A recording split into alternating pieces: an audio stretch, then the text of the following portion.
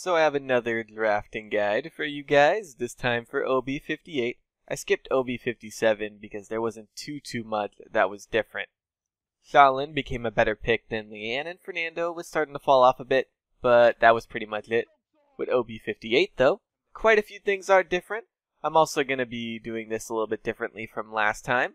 Before, I made two categories, the top picks that are good pretty much all the time, and the top picks for specific situations. This time I'm going to go role by role and talk about each of the characters in that role. Besides Sky. Yeah, looking at the script, I left her out. Good reason. Now, before I start, I want to say that this doesn't really apply to lower tiers, and it doesn't really apply to console. There's just different metas for those. Like, for example, I don't really see something like Maldamba or Leanne being useful in either of those. Lower tiers on PC don't really have the mechanical skill for them, and on console it's harder to aim because of the controller. Oh boy, here comes the Leanne requires aim when she has two aimbot abilities, lol, comments. So let's start off with tanks. Tanks are the best and most important role in the game right now, we all know that. Having a strong tank setup is very important. The general rules for tanks are you want to have at least one aggressive tank. You can pair that with another aggressive tank that can fill the defensive role, or just with another defensive tank. You also want at least one bulky tank. You don't want to run something like Barrack and Ruckus together because they're relatively squishy tanks. Barrack doesn't have a lot of health, and Ruckus gets bursted down pretty easily without another bulky tank to draw some of the aggro. Something like Ash and Barrack, or Makoa and Ruckus, for example, are pretty much what you want to look at getting. Tanks are very good first pick and ban candidates because they have such a strong presence in the game. Makoa is the best tank in the game, arguably one of the best characters as well. Arguably, the best character as well. His hook is so powerful and it can turn a team fight on its own. Then you take into account everything else Makoa can do and he's even better. Banning or first picking Makoa is never really a bad call. Now, he isn't like the old Fernando in the sense that I'd say go out of your way to ban him every time. No, not quite like that. It's just something you definitely cannot go wrong with. Other good tanks right now are Ash and Barrack. As far as aggressive tanks go, Ash is probably the best. With Fernando's nerfs, he's definitely fallen below her. Ash has fantastic range, fantastic cot spread, a ton of health, and a fantastic legendary and battering ram. Couple all that with her being such an excellent bruiser, and you have the perfect tank for spamming down problematic targets and making room for your damage dealers to put in work. I also want to add on that she matches up pretty well against Makoa. He struggles against her a bit. Both her CC immunity and deployable barrier make it difficult for him to both hook her and hook those around her. You can bait up the hook and counter it with either of those two things while dealing damage or putting caught on him at the same time, depending on which ability you go with. She can also knock him around while he's in his ult, cutting down its value.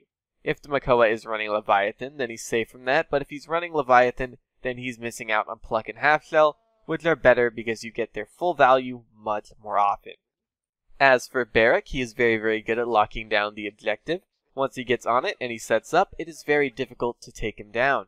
He also has a very high damage output for a tank, and his two best legendaries add to this, Tinkerin and Architectonics. Tinkerin allows you to get off more damage from farther away on a single target, while Architectonics makes mobile characters struggle, since the turrets are never gonna miss them. As for the other tanks, Fernando isn't a bad pick by any means, even with the nerfs. I just wouldn't prioritize him over those three. If Ash is taken, then Fernando can fill the void, not quite as effectively, but he can still fill it. Fernando just gets abused by blasters more than Ash does. Ruckus is good to take on maps with a lot of verticality to really make use of all that movement he gets from aerial assault. Torvald is good on maps with a lot of edges like Frog Isle and Fish Market because his ult can pick up a lot of kills there. His legendary Field Study also lets your damage carries get away with a lot more, while also doing more damage for a limited time. I probably don't have to say how hard a good Cassie is to deal with when she's rolling around with Torv bubbles on her. Just don't pick him into a blaster unless you have something that pressures said blaster, because they will feast on him. Anara is an okay pick, not one you want to pick into a blaster either though. Anara has a lot of uptime, especially with Mother's Grace, but she also has other uses, like when she grabs Treacherous Ground. If somebody like Ash or Cassie dives in and Anara puts that at their feet, they're dead. 100%. Now let's talk about damage dealers. These are also good first pick and ban candidates. Right now I'd say the top ones for direct damage are Cassie and Shaolin. A good Cassie can get so much value while also being very difficult to pin down and kill. If she gets pocketed by Luminary Lenos or Field Study Torvald, then she's even more difficult to deal with. Barriers are a nightmare for her though, so if you pick her up, then get a good Wrecker character alongside her to eliminate that weakness. Cassie is pretty good with Wrecker herself, but she's definitely better at just killing things with COD. Now, Shaolin I'd say is the better pick and ban most of the time because he's just easier to play. You're not always going to have teammates or enemies that are good at Cassie, but you're probably always going to have teammates or enemies that can play Shaolin. I call him skillless sometimes. That's not really true. I just like poking at the character and people who play him. He is easy though. Not Victor or Willow easy, but his skill requirement is still fairly low. His hitboxes make him very forgiving, and his stealth allows him to get off high amounts of burst damage before he's seen, especially with Desert Shadow. There is Illuminate, but with his range, he can be far back enough for it to not be a problem at all. Flanks can get close enough to make use of it, but he basically takes on every flank in the game no problem. As for blasters, I'd say Drogos is the best, and then it's a toss-up between Willow and Bomb King, but I'd probably give it to Willow. Bomb King, in my opinion, requires more skill than Drogos and Willow, while also being really buggy on top of that. Sometimes his bombs just don't detonate, and that can screw you. Willow doesn't have that problem. Willow is very reliable and easy to play. Her dead zone is also very powerful because wherever you place it, the enemy just can't stand there or they will die. When Bomb King is working though, I'd say he's better than her. Drogos is the go-to as far as I'm concerned, but be careful about using him against the Leanne. Leanne is very good at deleting him with her high burst. Drogos is also a good ban candidate sometimes, especially on maps where he can get behind cover easily and avoid being bursted down. Frog Isle is one of those, for example. There's a lot of walls and trees he can just drop down behind when he starts taking damage. I'd avoid using him on maps like Frozen Guard or Timbermill. He isn't really all that great on them. They're very open and dominated by long-distance characters that make his life hard. Speaking of long-distance characters, Strix is playable in comp now. Both Strix and Kinessa are characters best left avoided most of the time, but on maps with long sightlines like Frozen Guard and especially Timbermill, they are big first pick and ban candidates. Pretty much how it went on Timbermill before OB58 was one team bans Kinessa and the other team bans Grover because they are just so impactful on that map. If one team had one and the other didn't, it would be a very uneven game. Now with Strix in comp, there are 3 of these, so even if 2 get banned, there's still going to be 1 for one team. So just make sure you're able to grab one if you find you're playing on that map. Leon has fallen off a bit with the nerf to precision. Her pick rate has gone down and so has her effectiveness. I know some people will disagree with me on that because 2 aimbot abilities is so overpowered. But it's true that Leanne isn't the powerhouse that she once was. Leanne is of course a good all-around pick, but not really a justifiable first pick or ban outside of certain situations because there are things that are just better than her.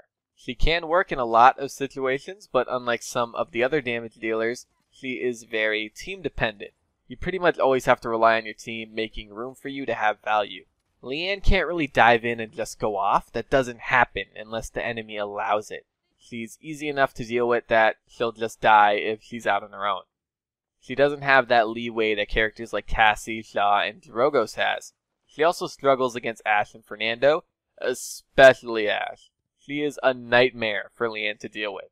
Again, Leanne is very good against Drogos. If the enemy drafts Drogos, getting Leanne will greatly reduce his effectiveness. Now, let's say your team has first pick and first ban. If you're planning on getting Drogos, you can ban Leanne, and if the enemy messes up and doesn't ban Drogos, you can possibly have a Drogos with free reign, which is a win more often than not. I say possibly because a lot of teams just ignore Drogos if they don't have something dedicated to killing him, but it isn't like that all the time. Also, they could pick Kinessa or Strix if they're good with them, but your team can draft something to delete those 2 if they do that. Then Victor and Tyra. Tyra is best left avoided. All the other damages are just better, and there's so many of them that you're always going to be able to pick one over Tyra. Victor is okay. Don't draft him in the flanks like Eevee, Andro, or Xin. With Xin, that's mainly on maps with no verticality like Bright Marsh or Jaguar Falls. The thing about these flanks in Victor is that Victor's way of dealing with incoming flanks is by preemptively cooking and throwing a grenade at their feet. With these three, that doesn't work because, for one, Eevee and Andro can fly, and because all of these flanks have defensive abilities that can negate that damage. Firefight Victor can deal with these, kind of, but only on close-range maps, but close-range maps aren't really Victor's thing. He's better with gunnery because he does well when taking the high ground or playing back behind his team. Also, never pick cardio. The more time you spend running, the more time you're doing nothing for the team. Plus, caught is a thing. I guess it's okay if you have no healer, but if you have no healer, you probably lost anyway. Now for support. This class isn't really one you go out of your way to first pick or ban. Genos has fallen off a bit. He's more on Maldamba's level now, with the only advantage being that Genos is easier to play, and, that he heals through walls. That's another big one. With all of his nerfs, though, he isn't really somebody worth first picking or banning anymore. He's still, of course, really good. Grab him if he's open, but don't prioritize him over the tanks and damages I mentioned. Maldamba is, of course, up there with Genos, like I said. He's harder to use, but his healing is more instant, and his ult is much better. Saris would be the one to grab if, let's say, one of them is banned for some reason and the other is taken, or if you have somebody who isn't confident on Maldamba. Also, I want to stress this, guys. If you have somebody who you want to play Maldamba, but they aren't confident on him, don't pressure them to play Maldamba. Your team will be worse off than if you were to just let them pick Saris. Also, Saris' ult is one of the best in the game. As for Ying, she isn't bad, but she isn't really all that great either. Her healing output is low and you can't choose who to heal, so she's in need of some healing output buff to balance that out. Now, Ying can work with certain comps that have some self-sustain, but most of the time you're gonna want Genos, Mal, or Saris if you need a solo healer. As for our off healers, Grover is a god. Guys, people underestimate and undervalue Grover so much. He's not a healer, he's a powerful damage dealer with a heal. Ferocity Grover can put in so much work on maps like Timbermill, Frozen Guard, Frog Isle, or Splitstone. Picking Grover along with a Genos or something is never a bad idea on maps like that. He will chunk away at people and shut down mobile targets like Cassie with his cripple. Also, he is, of course, like I said, a very, very good first pick or ban on Timbermill. As for Grok, he's good, but only in specific circumstances, and none of those are ever as a solo healer. If you pull that, you lose, unless the enemy is bad or doing something really wrong. Grok is like Grover in the sense that he's a damage with a heal. His Maelstrom is really good against teams with Barrack and Ying on them because he just hit the deployables with the pulse and they'll bounce to nearby players. And there's no way you're going to miss a deployable. As for Pip, Pip suffers from the Tyra effect. All the other healers do things better than him, whether it's damage or healing. He is pretty good at messing up Leanne, though. Unfortunately, tanks are better at that too, so, Now for flanks! Don't pick flanks. And that's pretty much it, guys. I want to thank you all for watching. Okay, kidding. Don't pick flanks most of the time. They struggle in this two-tank meta. There are some instances that they work out in, but those instances become apparent when the team comps are already mostly completed, so flanks are better for last pick. The best of the flanks are Andro, Eevee, and on top of them both, I'm going to go ahead and say Maeve, believe it or not. It may just be the fact that her buffs are still new, so people are having a hard time adjusting to them, but I've actually been seeing her get banned a few times, and when she isn't, she puts in some work. If the player controlling her is a good Maeve, of course. Maeve is really good against Willow, a character who can be very impactful in certain circumstances, as well as Drogos, at least non-Wormjet Drogoses. It's hard for Drogos to hit her, while it isn't too hard for her to hit him if he isn't running Wormjets. Again, something like Leanne is all around better for dealing with him, but I just wanted to throw that out there. Maeve also nullifies one of the biggest counters to flanks, and that's Makoa's hook. If Maeve gets hooked, Maeve can use Artful Dodger to cleanse it right off. The heal from it also isn't affected by Cauterize, because it cleanses Cauterize off before applying the heal. Her high burst also makes her more effective than the other flanks in this two-tank meta, since she deals 2,300 with one combo of daggers, pounce, and daggers. That is half of most tanks' health. Now again, don't go out of your way to pick her, but against the right enemies on the right maps with a lot of verticality, Maeve can be pretty useful. Andro, of course, is also a good Drogos counter, but he struggles against Makoa since he hooks him right through reversal. Eevee can predict a Makoa hook in Ice Block, but when she enters Ice Block, she screws herself because when she comes out, there are most likely going to be 3 people ready to attack her. As for the other flanks, Xin and Lex are of course good on maps with no verticality. I'd say Xin is a bit better now just because Lex has to get in close because of his rework, just like Xin does, but Lex doesn't have the defensive capability or escape potential that Xin has.